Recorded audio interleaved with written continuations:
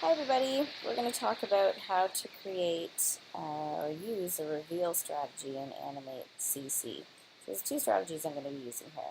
One is using a simple black box to reveal something over time. So let's take the green line out here. So here I've got a black box and it's traveling and revealing this purple squiggle that I've just drawn with the brush tool. It's a simple classic tween. The other is using the stage as a window to reveal, let's hide these guys, a longer squiggle that I drew that was hanging out outside the stage. If we zoom out to 25%, you can see how long this green line was when I drew it. And essentially, this stage is the area that you view when you export your movie. So I'm just having that object pass through the screen at a certain speed so it looks like it's wavering, which is a really easy way of doing this rather than drawing something frame by frame. Okay, and you can see how the purple line's revealing as well. Alright, so let's do this quickly. Let's add a new layer and we'll just do something on top of all this. Let's insert a keyframe here.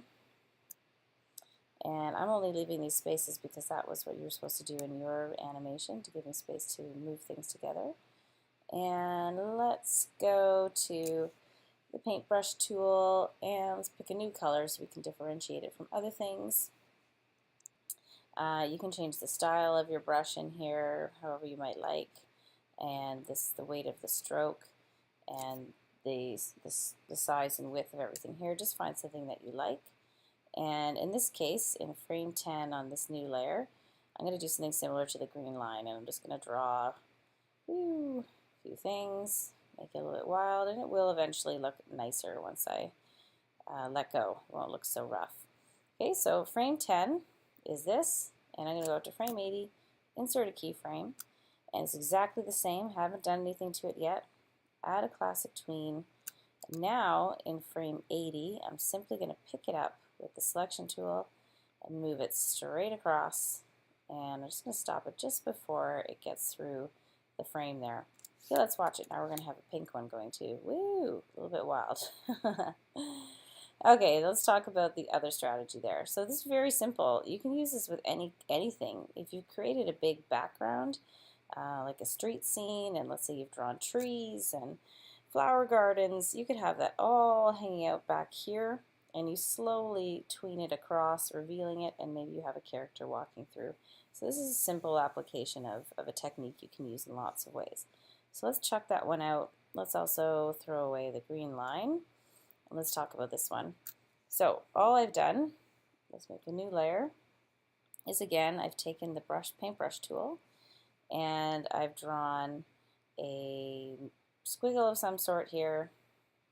Fantastic. And I'm using a black box to reveal it, some kind of a mask of some sort.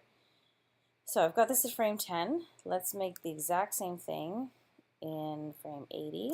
I do not need to add a classic tween to this layer, and you'll notice that I didn't add it to the purple squiggle layer either, because it's not moving anywhere. It's just sitting still. Let's call it pink line. Okay, and let's make a new layer. Let's put a new keyframe here. And now we're just going to take the rectangle tool. I'm going to make sure it's got black fill. We need no stroke. And I'm just going to draw a rectangle that will cover the entire object inside the stage area. Okay, so this is my black box 2. I'm going to make another keyframe down here and add a classic tween.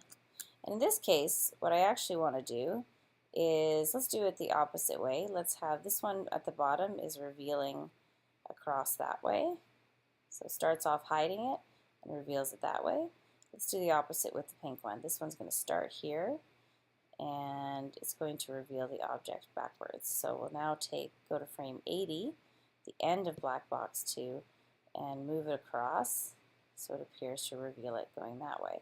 So now it's going to look like they're appearing from different sides. You need to make sure that you actually hide the whole thing. At this point here, you can see a tiny bit. There it is. You can see a tiny bit of the top of the line here. So make sure that when you're actually moving it, you are covering the whole thing. It might not in this case, but let's not waste time trying to fix that. It's easy. Just make the box bigger. Okay, so let's watch this. Command return. Well, one's revealing from one side, the other is revealing from the other side. So there's that little bit you can see at the top. Just make sure your black box is big enough. Okay, so this could be anything again. You could be showing a plant growing over time, or your character being revealed over time.